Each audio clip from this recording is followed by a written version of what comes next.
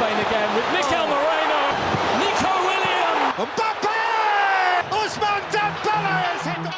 বিশ্বকাপ এখন শেষ চারের উত্তেজনায় পৌঁছে গিয়েছে। ফুটবল প্রেমীদের নজরটাই থাকবে স্পেন ফ্রান্স মহারণের দিকেই। ফাইনালের আগে যেন আরেকটা ফাইনাল, যে কোনো একদল বিদায় নিবে, আরেক দল পৌঁছে যাবে স্বপ্নের ফাইনালে।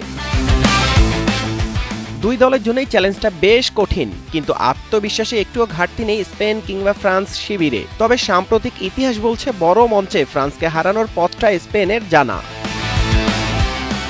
মজুক বিরাট কারবার, জিতে নাও ফ্যামিলি কার, স্পোর্টস বাইক ছাড়াও লক্ষ লক্ষ নিশ্চিত গিফট। ইউরো এবং নেশনস লিগ দুই সেমিফাইনালেই ফরাসিদের বিদায় করেছিল 16 বছর পর বিশ্বকাপের ফাইনালে ওঠার স্বপ্নে বিভোর স্প্যানিশরা। অপরদিকে টানা 3 ফাইনালের আর মাত্র একটা ধাপই পিছিয়ে ফরাসিরা।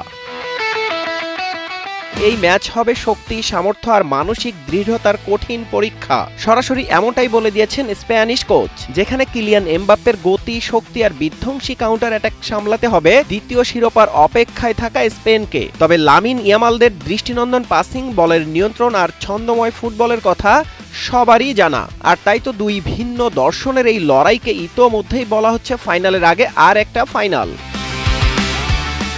কোয়ার্টার ফাইনালের কঠিন পরীক্ষা পেরিয়ে শেষ চারে জায়গা করে নিয়েছে বিশ্বকাপের সম্ভাব্য দুই দাবিদার। একই সাথে আত্মবিশ্বাসের তুঙ্গেও রয়েছে ফ্রান্স ও স্পেন। একদিকে দ্রুতগতির আক্রমণে প্রতিপক্ষকে ছিন্ন ভিন্ন করতে প্রস্তুত ফরাসিরা, অন্যদিকে নিজেদের স্বাভাবিক পজিশন ভিত্তিক ফুটবল দিয়ে ম্যাচের নিয়ন্ত্রণ নিতে চাইবে স্পেন।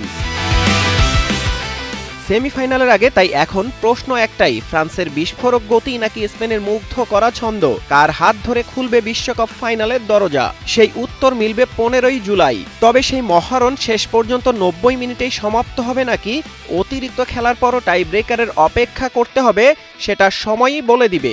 তবে যুদ্ধটা হবে সমানে সমান, এমনটাই ধারণা সবার। তাই তো বলা যায় ফুটবল নয়, যেন যুদ্ধের লড়াইয়ে মাঠে নামছে স্পেন ও ফ্রান্স।